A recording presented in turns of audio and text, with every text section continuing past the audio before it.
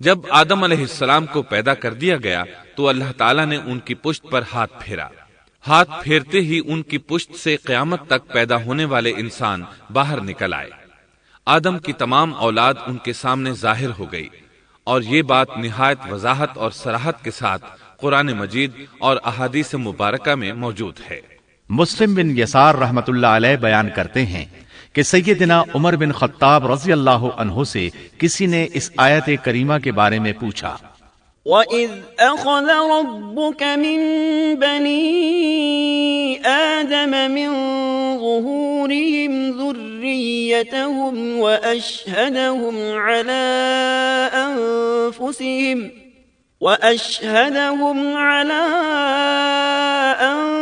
أَنفُسِهِمْ أَلَسْتُ بِرَبِّكُمْ قَالُوا بَلَىٰ شَهِدْنَا أَن تَقُولُوا يَوْمَ الْقِيَامَةِ إِنَّا كُنَّا عَنْ هَٰذَا غَافِلِينَ۔ اور جب آپ کے رب نے اولاد آدم کی پشت سے ان کی اولاد کو نکالا اور ان سے انہی کے بارے میں اقرار لیا کہ کیا میں تمہارا رب نہیں، سب نے جواب دیا، ہاں کیوں نہیں، ہم سب گواہ بنتے ہیں، تاکہ تم لوگ قیامت کے روز یوں نہ کہو ہم تو اس سے محض بے خبر تھے۔ او تقولوا انما اشرك آباؤنا من قبل وكنا ذرية من بعدهم افتهلكنا بما فعل المبطلون۔ یا یوں کہو کہ پہلے پہلے شرک تو ہمارے بڑوں نے کیا اور ہم ان کے بعد ان کی نسل میں ہوئے، لہذا کیا تو ان غلط راہ والوں کے فعل پر ہمیں ہلاکت میں ڈالے گا؟ سیدنا عمر رضی اللہ عنہ نے اس شخص کے سوال کے جواب میں فرمایا، میں نے سنا ہے کہ رسول اللہ صلی اللہ علیہ وسلم فرما رہے تھے، ان اللہ خلق آدم ثم مسح ظهره بيمينه فاستخرج منه ذرية فقال خلقت هؤلاء للجنة وبعمل أهل الجنة يعملون، ثم مسح ظهره فاستخرج منه ذرية فقال خلقت هؤلاء للنار وبعمل أهل النار يعملون، فقال الرجل ففيما العمل يا رسول الله؟ فقال رسول الله صلى الله عليه وسلم إن الله إذا خلق العبد للجنة استعمله بعمل أهل الجنة حتى يموت على عمل من أعمال أهل الجنة فيدخله الله الجنة، وإذا خلق العبد للنار استعمله بعمل أهل النار حتى يموت على عمل من أعمال أهل النار فيدخله الله النار۔ اللہ نے آدم علیہ السلام کو پیدا کیا، پھر اپنے دائیں ہاتھ کو اس کی پشت پر پھیرا اور اس سے نسل انسانی کو باہر نکالا اور ان کی طرف اشارہ کر کے فرمایا، میں نے انہیں جنت کے لیے پیدا کیا ہے اور یہ جنت والوں کے اعمال کریں گے۔ پھر اپنے ہاتھ کو دوبارہ آدم علیہ السلام کی پشت پر پھیرا اور اس سے نسل انسانی کو باہر نکالا اور ان کی طرف اشارہ کر کے فرمایا، میں نے انہیں آگ کے لیے پیدا کیا ہے اور یہ آگ والوں کے اعمال کریں گے۔ اس پر ایک شخص نے نبی اکرم صلی اللہ علیہ وسلم سے سوال کیا، اے اللہ کے رسول صلی اللہ علیہ وسلم، تو پھر ہمارے اعمال کس حساب میں شمار ہوں گے؟ آپ نے جواب میں فرمایا، اللہ تعالیٰ جب کسی بندے کو جنت کے لیے پیدا کرتا ہے تو اس سے جنت والوں کے کام کرواتا ہے، حتیٰ کہ جنت والے اعمال میں سے ہی کسی عمل پر اس کا موت سے سامنا ہوتا ہے، اس وجہ سے اللہ اسے جنت میں داخل کرتا ہے، اور جب اللہ کسی بندے کو آگ کے لیے پیدا کرتا ہے تو اسے آگ والے اعمال پر لگا دیتا ہے، یہاں تک کہ وہ آگ والے اعمال میں سے کسی عمل پر مرتا ہے، اس کی وجہ سے اللہ اسے آگ میں داخل کر دیتا ہے۔ ہر شخص کے لیے اس کام میں آسانی پیدا کر دی جاتی ہے جس کے لیے وہ پیدا کیا گیا ہے۔ لیکن یہ بات ذہن میں ہر وقت موجود رہنی چاہیے کہ اللہ نے انسان کو اختیار دے رکھا ہے کہ وہ اپنی عقل اور فکر کی روشنی میں اللہ کے احکامات پر عمل پیرا ہو کر خود کو جنتی بنا لے، یا عقل کا درست استعمال نہ کرتے ہوئے شیطان کا پٹا گلے میں ڈال لے اور جہنم میں جگہ بنا لے۔ یہ تو اللہ نے انسان کو اختیار دے رکھا ہے، اس کی مرضی کہ جنت والے اعمال کرے یا جہنم والے۔ ہر انسان میں دونوں طرف جانے کی طاقت اور صلاحیت موجود ہے۔ اللہ نے انسان کو مجبور نہیں بنایا، البتہ ہر انسان کو جو بھی رویہ اختیار کرنا تھا اللہ کو اس کا علم تھا، اور اس کا علم برحق ہے، قطعی ہے، اس میں کوئی غلطی نہیں ہو سکتی، اس لیے اس نے اپنے علم کے مطابق تقدیر لکھ دی۔ اب ہم جو کچھ کرتے ہیں تقدیر سے مجبور ہو کر نہیں کرتے، بلکہ اپنے اختیار سے کرتے ہیں، اور چونکہ تقدیر بھی اللہ کے حکم سے لکھی گئی اس لیے اس میں بھی کوئی خطا واقع نہیں ہوتی۔ لہذا تقدیر کا یہ مطلب نہیں کہ انسان تقدیر کی بنا پر ہدایت ماننے یا نہ ماننے پر مجبور ہے، ایسی بات قطعاً نہیں۔ اور درست بات یہ ہے کہ تقدیر کا مسئلہ بہت زیادہ پیچیدہ ہے اور مشکل ترین مسائل میں سے ہے، یہاں اس کی تفصیل کا موقع نہیں۔ جب اللہ نے آدم علیہ السلام کو پیدا کر لیا اور اس میں اپنی روح پھونک دی تو فرشتوں کو حکم دیا کہ آدم کو سجدہ کریں۔ ابلیس ایک بہت نیک اور بزرگ جن تھا، اس نے کبھی اللہ کی نافرمانی نہیں کی تھی، اسی بنا پر وہ بلند مرتبہ پا کر فرشتوں میں شامل ہو چکا تھا، لیکن فرشتوں کی جنس سے قطعاً نہیں تھا۔ اللہ نے اسے اطاعت اور فرمان برداری کا صلہ دیا تھا، اس کی عزت اور اکرام کرتے ہوئے آسمان میں بسایا تھا۔ لمحہ بھر کے لیے بھی اس نے اللہ کی نافرمانی نہیں کی تھی، اور پھر اللہ نے آدم کو سجدہ کرنے کا حکم دیا، اور اس حکم کے مخاطب فرشتے اور ابلیس تھے۔ صرف فرشتوں کے لیے یہ حکم نہیں تھا بلکہ ابلیس بھی اس حکم میں شامل تھا، کیونکہ اللہ تعالیٰ فرماتے ہیں وَلَقَدْ خَلَقْنَاكُمْ ثُمَّ صَوَّرْنَاكُمْ ثُمَّ قُلْنَا لِلْمَلَائِكَةِ اسْجُدُوا لِآدَمَ فَسَجَدُوا إِلَّا إِبْلِيسَ لَمْ يَكُنْ مِنَ السَّاجِدِينَ قَالَ مَا مَنَعَكَ أَلَّا تَسْجُدَ إِذْ أَمَرْتُكَ اور یقیناً ہم نے تمہیں پیدا کیا، پھر ہم ہی نے تمہاری صورت بنائی، پھر ہم نے فرشتوں سے کہا کہ آدم کو سجدہ کرو، تو سوائے ابلیس کے سبھی نے سجدہ کیا، وہ سجدہ کرنے والوں میں شامل نہ ہوا۔ اللہ تعالیٰ نے فرمایا، تجھے کس چیز نے سجدے سے روک دیا جبکہ میرا حکم تیرے لیے بھی تھا؟ تو اس سے ثابت ہوا اس حکم میں فرشتوں کے ساتھ ابلیس بھی شامل تھا، کیونکہ قرآن میں از امرتک کے الفاظ ہیں۔ اس کا مطلب ہے کہ میں نے تجھے حکم دیا تھا، اور پھر ابلیس نے جواب میں یہ نہیں کہا کہ تو نے تو مجھے حکم ہی نہیں دیا تھا، بلکہ اس نے سجدہ نہ کرنے کی وجہ یہ بتائی۔ قال انا خير منه خلقتني من نار وخلقته من طين۔ اس نے کہا، میں سجدہ کیوں کروں، میں اس سے بہتر ہوں، اس لیے کہ تو نے مجھے آگ سے پیدا کیا اور اسے مٹی سے۔ تو پھر کہا، قال فاهبط منها، اللہ نے حکم دیا تو اس سے نیچے اتر جا۔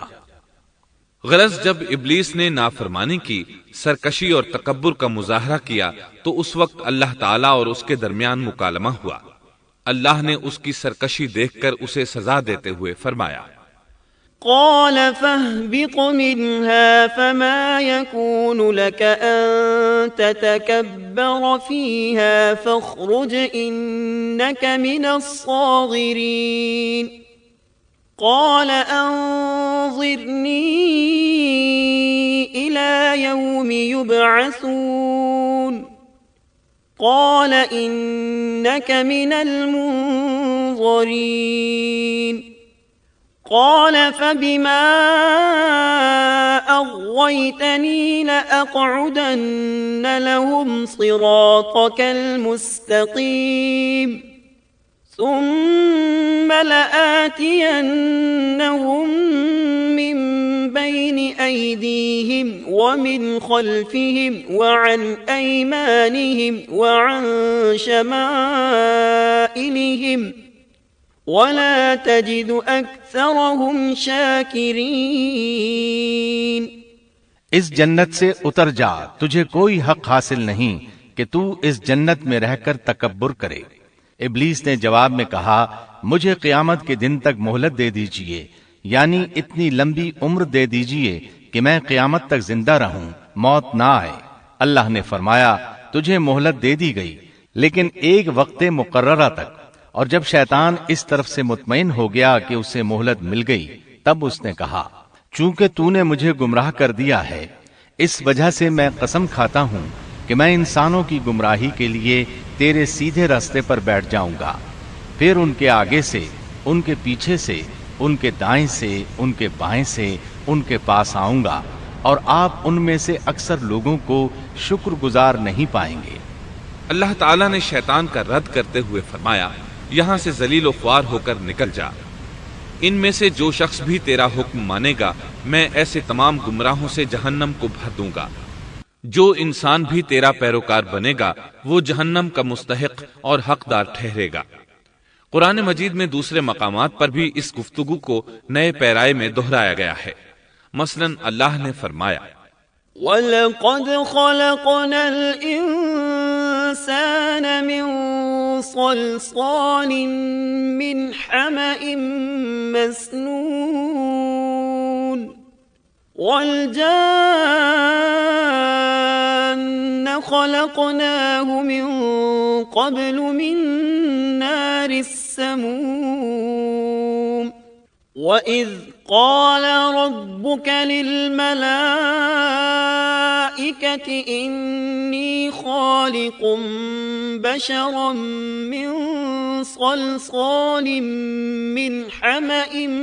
مَّسْنُونٍ فَإِذَا سَوَّيْتُهُ وَنَفَخْتُ فِيهِ مِنْ رُوحِي فَقَعُوا لَهُ سَاجِدِينَ فسجد الملائكة كلهم أجمعون إلا إبليس أبى أن يكون مع الساجدين قال يا إبليس ما لك ألا تكون مع الساجدين قال لم أكن لأسجد لبشر خلقته من صلصال من حمأ مسنون قال فاخرج منها فإنك رجيم وَإِنَّ عَلَيْكَ اللَّعْنَةَ إِلَى يَوْمِ الدِّينِ۔ یقیناً ہم نے انسان کو کھنکھناتی مٹی سے پیدا فرمایا ہے جو کہ سڑے ہوئے گارے کی تھی، اور اس سے پہلے ہم نے جنات کو لو والی آگ سے پیدا کیا،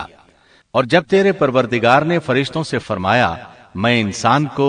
سیاہ بدبودار کھنکھناتی مٹی سے پیدا کرنے والا ہوں،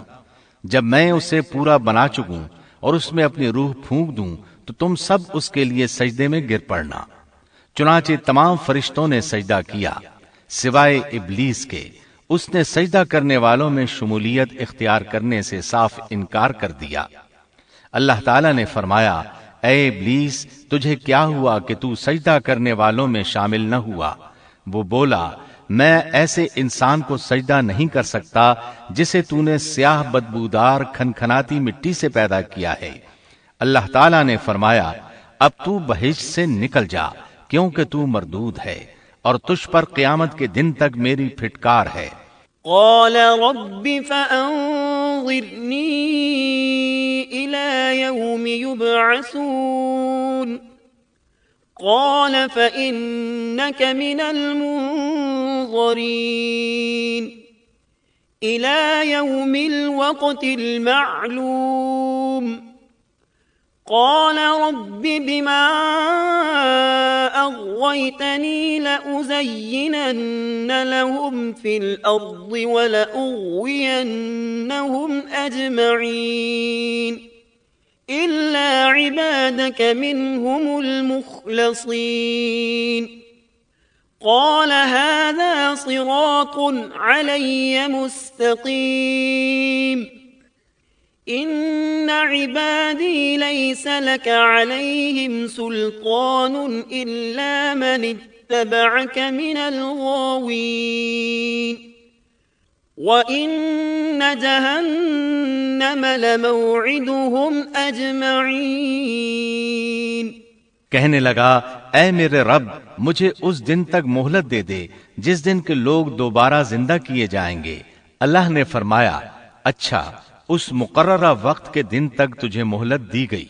کہنے لگا اے میرے رب چونکہ تو نے مجھے گمراہ کیا ہے مجھے بھی قسم ہے کہ میں انسانوں کے لیے زمین میں گناہوں کو خوشنما بناؤں گا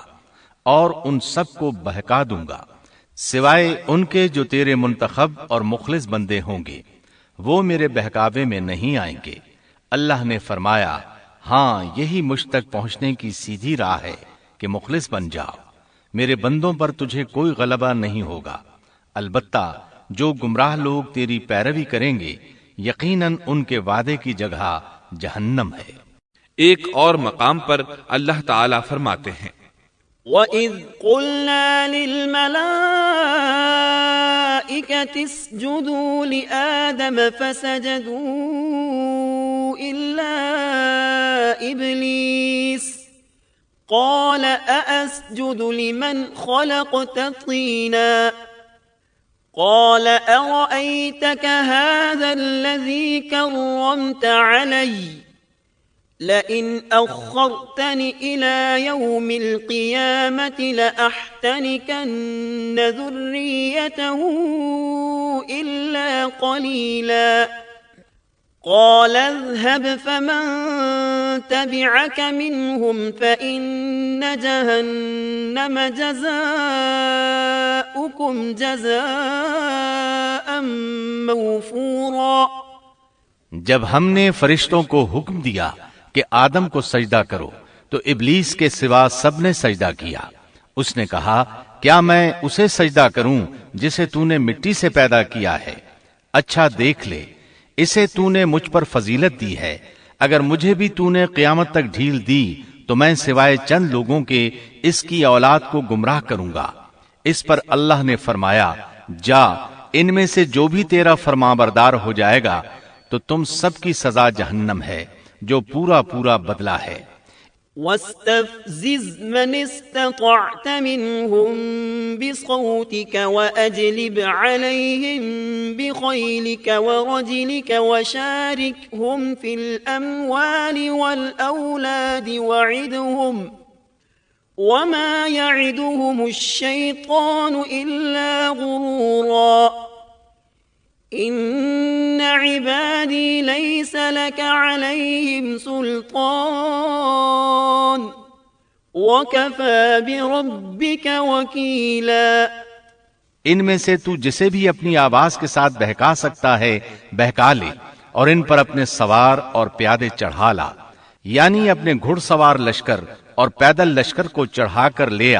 اور اپنا ہر داؤ ہر ترکیب اور ہر اسلحہ استعمال کر لے اور ان کے مالوں اور اولاد میں بھی شرکت کر لے اور تو انہیں دل بہلانے والے وعدے دے لے، یعنی ان کے برے اعمال بنا سنوار کر انہیں دکھا اور غلط خواہشات دلا،